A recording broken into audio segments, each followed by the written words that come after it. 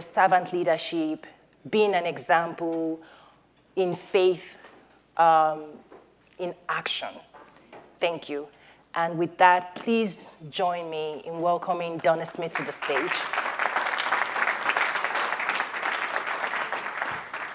Thank you. Thank you so much. So, I'm going to spend about the next 30 minutes or so talking about the work we're doing in Africa. I want to talk a little bit about the why first, then I want to talk about the what. So, here's the why. In 1980, let's call this 1980, I graduated from the University of Tennessee with a BS in animal science. In that year, there were about 5 billion people on this planet. And according to FAO data, we produced about 2.4 trillion metric tons of food on this planet. Okay? So now let's fast forward through a 36-year career in the food business. It's 2017, 18.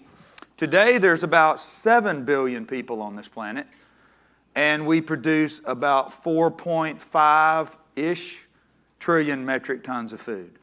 So in my working career, call that this generation, we've added 2 billion people to the planet, and we've doubled the amount of food production on the planet to feed those 2 billion people. Okay? But let's think forward. Let's go from now to 2050. So in 2050, there will be somewhere around 9 billion people on this planet. And so if we had to add about 2.1 to 2.2 trillion metric tons of food production to feed 2 billion people from 1980 to present day, what will we have to do from present day to 2050? Another 2.2? No. As already been mentioned so far today, Rwanda's infant mortality rate is equal to the U.S. Infant mortality rates in Africa and in other parts of the world are improving dramatically. And during this period of time, infant mortality rates were dismal. So the calories per person, number one, people didn't live this long, and number two, the calories per person were much lower. So to add 2 billion more people on this planet, we're going to have to practically double food production from 4.5 trillion metric tons to 9. Same water, same air, same land mass. Huge problem. Of the 2 billion people that will populate this planet between present day and 2050, half of that will be on the continent of Africa. Incomes will continue to improve. Infant mortality rates will continue to improve. And we've got a huge, huge need for agricultural development and research in Africa. You know, as Scott was talking, it's just amazing the amount of progress that's been made in household incomes in the coffee business with smallholder farmers and millions of them around East Africa and other parts of Africa. And that story can be true in a lot of verticals. Think about this. Today, here in the U.S., we spend probably less than 7%, certainly less than 10% of our disposable income on food. Think about the economic development that frees up in terms of, I don't know, national security.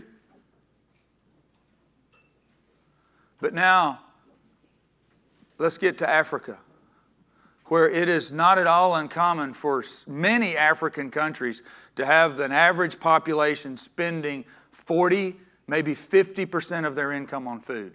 And that's the average population. Think about the base of the economic pyramid. We deal with farmers that are subsistence farmers that spend 60, 70, 80+% of any money they make just to be able to feed themselves. What if they could be positioned to where they would spend less than 20% of their household income on food. How much economic development would that spur? Wow. Now that's a lofty effort. I've spent 36 years in the food business. I will spend the rest of my life dealing with sustainable agriculture in Africa because it's critical to what will happen in the next 35 or 40 years. Let me tell you a little bit about what we do. So back in about 2012, Dale Dawson and I had lunch, and Janice Huffman, who's sitting right back here, had begun a work, yay! Had begun work in Africa to support sustainable agriculture, particularly table eggs, to support an organization called oneegg.org. Don't know if you know oneegg.org, but the mission of One Egg is to get 1 egg a day in the mouths of preschool kids, and you would be amazed at what just that much protein, 7 grams maybe in an egg, what that much protein will do to the cognitive and physical development of these children as they enter their school years. And so with the support of Tyson and Cobb Vantris, we began this work in Africa to support a farm that would become sustainable over time, that would grow these chickens, have these eggs, and provide them to oneegg.org. That farm is now a part of Zamura, which is a business that we operate in Rwanda. Now, back to the conversation with Dale. So I'm having this conversation with Dale, and I want to do some demonstration farms and help farmers understand better agronomic practices and that kind of thing. And he said, well, I'm involved with a group of folks that have a agriculture business, and I want to tell you, Donnie, a big problem is feed. And by the way, it was mentioned earlier today, right? And he said, don't you have some feed in your background? I said, yeah, you ran a couple feed mills for the company back in the early days. He said, who knows what God might be doing? So I took a trip with him, sat down with the Minister of Agriculture, told her about my dream of having demonstration farms, and frankly, she kind of rolled her eyes and said, I got demonstration farms all over this country. I said, well, what do you need? I need a feed mill. Okay, I'll build you a feed mill. So before I left, we're having dinner at this big table, and I get back home, and Gary Michelson in our communications group comes to see me, and he says, Donnie, I want you to read this blog. And there was some guy in the restaurant's called Heaven. There was some guy at Heaven overhearing our conversation who basically said, can you believe it? Not only does this greedy guy, he can't make enough money, now he's going to go to Africa and make money off the backs of poor Rwandans. Well, that's encouraging when you're trying to do good for the world, right? So Terry and I talked, and we said, you know what? We'll start a foundation, and we'll put all of our businesses in Rwanda in this foundation, and nobody will ever say, I'm trying to get rich off poor Rwandans, because we won't get a dime of economic benefit for what we're doing. So that's what we did. We formed the African Sustainable Agriculture Project.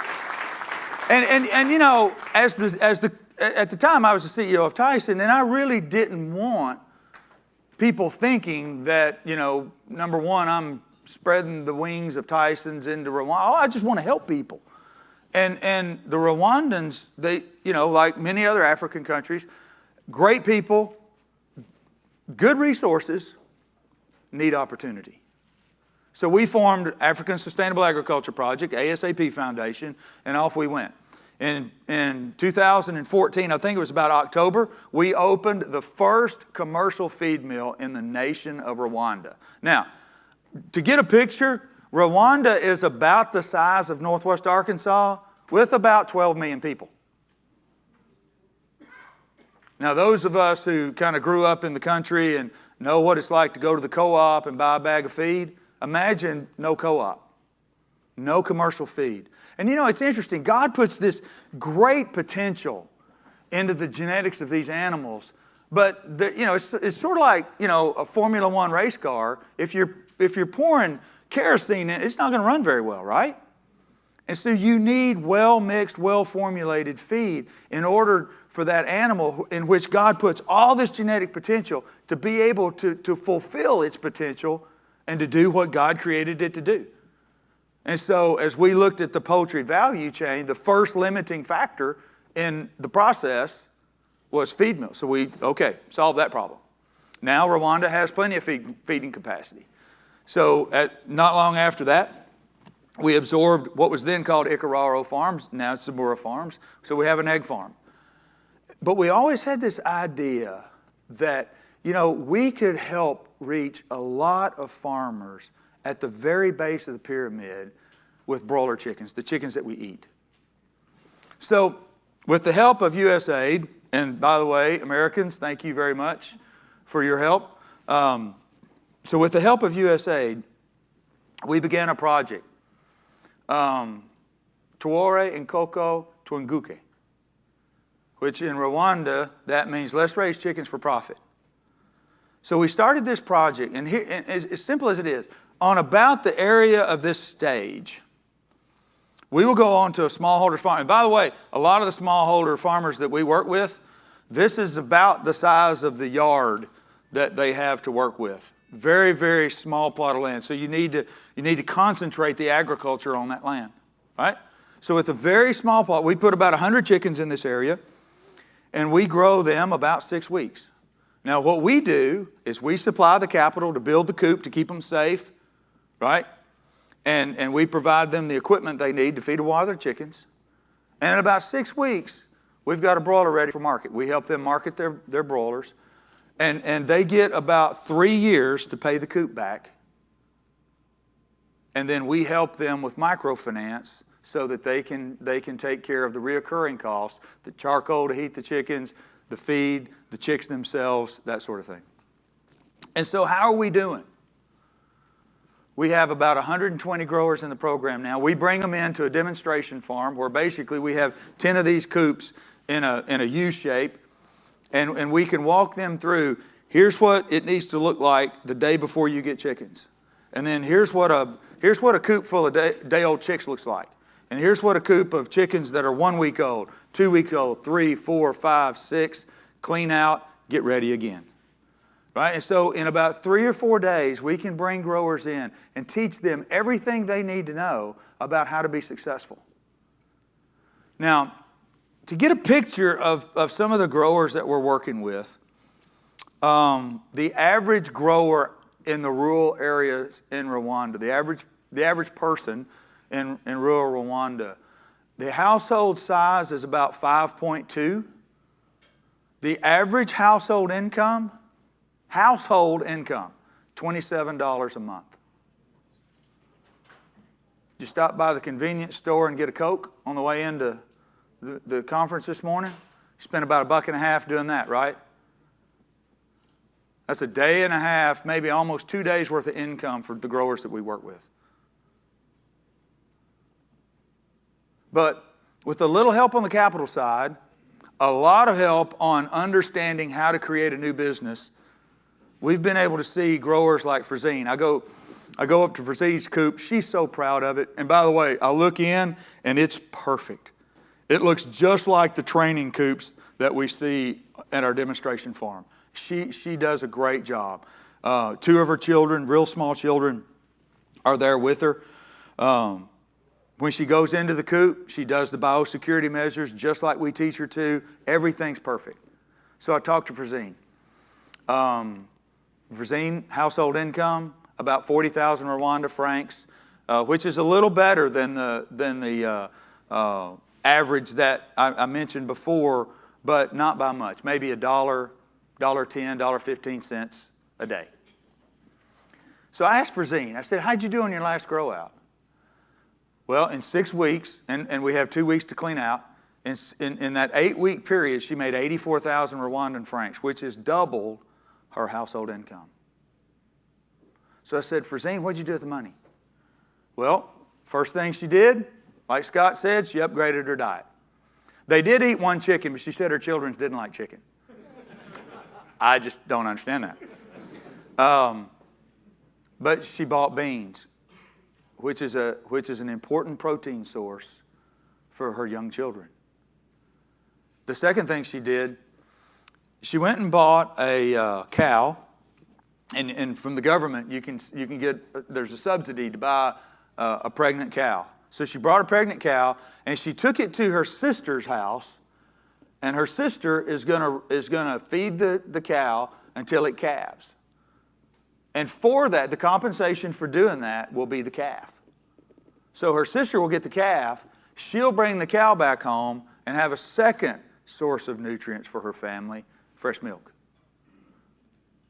She can get the cow artificially inseminated once a year, and she'll get a calf a year. So think about the economic development that a $625 investment in a little chicken coop about this size has created for her family. That's just the first grow out.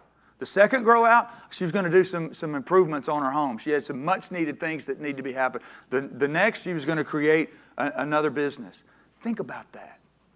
Think about the economic development that's possible with just a little bit of capital and a little bit of knowledge about how to do something that they don't know how to do.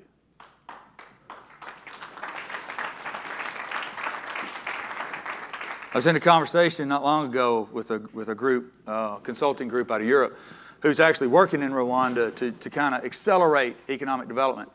And one of the things they were focusing on was job creation, which is absolutely important, right? But they were filtering their projects based on how many jobs it created. Now, by the way, everything we do in Rwanda is run by Rwandans.